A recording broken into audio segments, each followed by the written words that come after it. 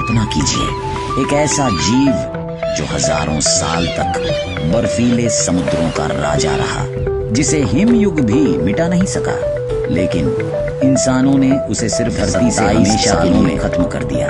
ना युद्ध, ना प्राकृतिक आपदा, सिर्फ भूख, लालच और इंसानी क्रूरता। आज की ये कहानी किसी छोटे जीव की नहीं है, ये कहानी है समुद्र के एक शांत राक्षस की, जिसे इंसानों ने खा लिया। उसका नाम था स्टेलर्स सी काऊ। कोई शिकारी नहीं था, वह समुद्र की गहराइयों में छिपकर नहीं रहता था, वह सतह के पास शांति से तैरता था की गोद में सो रहा हो। लगभग 30 फीट लंबा और 10 टन वजनी यह जीव केवल केल्प और समुद्री घास खाता था। इतना विशाल शरीर, लेकिन स्वभाव पूरी तरह शांत। वह तेज तैर नहीं सकता था, न ही इंसानों से डरता था। उसकी पीठ अक्सर पानी से बाहर रहती, जहां समुद्री पक्षी बैठकर उसकी त्वचा से परजीवी चुनते। यह जीव हिमयुग से बच गया, लेकिन इंसानों की नजरों से नहीं। प्रकृति ने उसे ताकत दी थी, पर रक्षा की प्रवृत्ति नहीं, और यही बात आगे चलकर उसके अस्तित्व पर भारी पड़ने वाली थी। साल था 1741। रूसी जहाज सेंट पीटर कप्तान विटस बेरिंग के नेतृत्व में अज्ञात समुद्रों की ओर बढ़ रहा था। मकसद था एशिया और अमेरिका के बीच समुद्री रास्ता खोजना, लेकिन समुद्र निर्दयी था। तूफान आए, नाविक बीमार पड़े और स्कर्वी ने मौत बांटनी शुरू कर दी। अंततः जहाज टूट गया, दल फंस गया एक निर्जन द्वीप पर, आज जिसे हम बेरिंग द्वीप कहते हैं। भूख, ठंड और मृत्यु के बीच जीवन की उम्मीद लगभग खत्म हो चुकी थी। किसी को अंदाजा नहीं था कि यही दुर्घटना एक ऐसी खोज लाएगी जो इतिहास की सबसे तेज विलुप्ति का कारण बनेगी।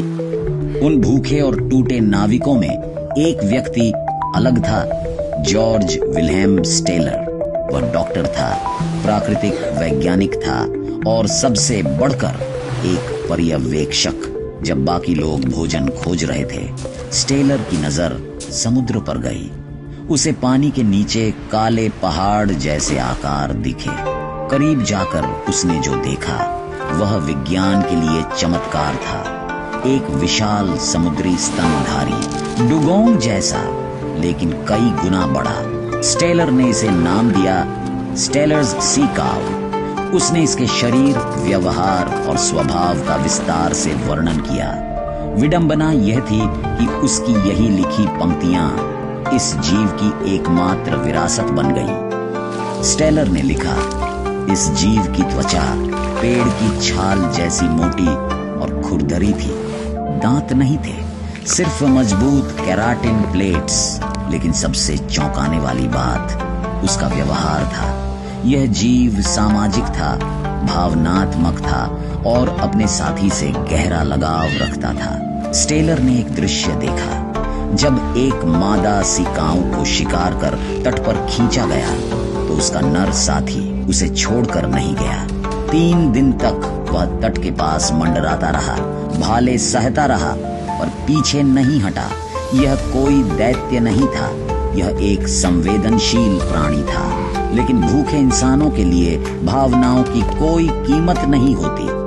भूख ने इंसानों को जीवित रखा, लेकिन उसी भूख ने एक पूरी प्रजाति को मार डाला। जब नाविकों ने पहली बार स्टेलर्स सी काऊ का शिकार किया, तो उन्हें सिर्फ जीवन ही नहीं मिला, उन्हें स्वाद मिला। स्टेलर ने लिखा था, इसका मांस गाय के मांस जैसा था और इसकी चर्बी मक्खन की तरह मुलायम, पीली और सुगंधित। एक अकेला सी काऊ पूरे जहाज के दल को 1 महीने तक खिला सकता था। उसकी चर्बी से दीपक जलाए गए, उसकी मोटी त्वचा से जूते और नावें बनी। यह जीव अब प्रकृति का चमत्कार नहीं रहा, बल्कि चलता फिरता भंडार बन गया। और जब कोई प्राणी इंसान के लिए इतना उपयोगी बन जाए, तो उसका अंत अक्सर तय हो जाता है। 1742 के बाद जो शुरू हुआ, उसे शिकार कहना गलत होगा। जब बेरिंग अभियान के बचे लोग रूस लौटे, तो वे अपने साथ एक कहानी ले गए, ऐसे जीव की कहानी जो विशाल था, निर्दोष था और खाने में स्वादिष्ट था। बस यही काफी था।